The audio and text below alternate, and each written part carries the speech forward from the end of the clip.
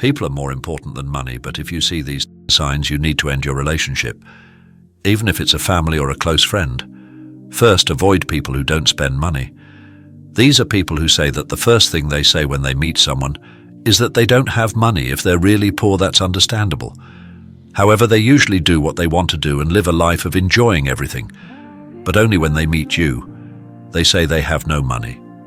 End the relationship with these people quickly. In a relationship, you have to be good to each other so that the relationship can last for a long time. However, since they are trying to use me, a good relationship can never be achieved. Second, avoid people who often quarrel and take sides. If you look around, these are people who never stop quarreling.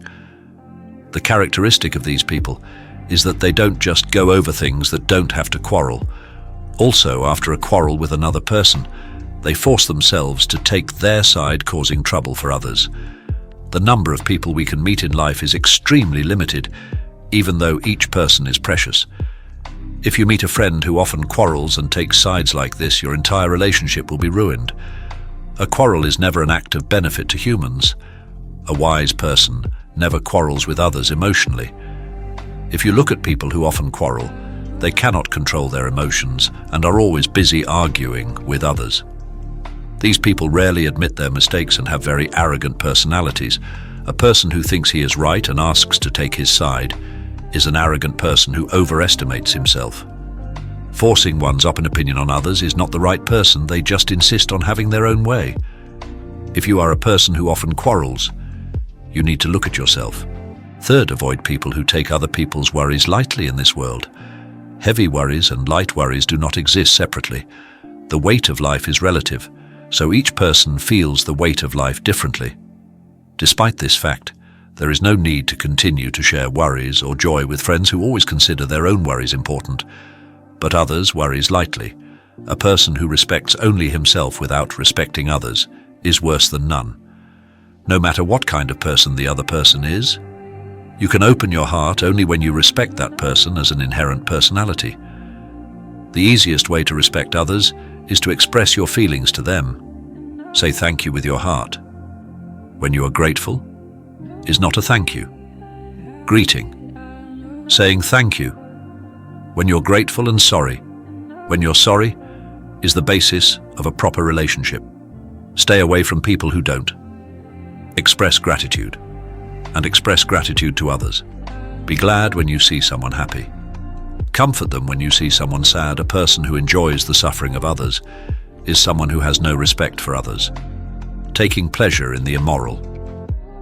Ill behavior of others is worse and more insidious than immoral behavior. You must not be glad of the suffering and misfortune of others. Fourth, avoid anyone who enforces your religious or political beliefs. All people cannot be the same. In the end, the relationship between people is to acknowledge each other's differences and gain the value of the relationship among others.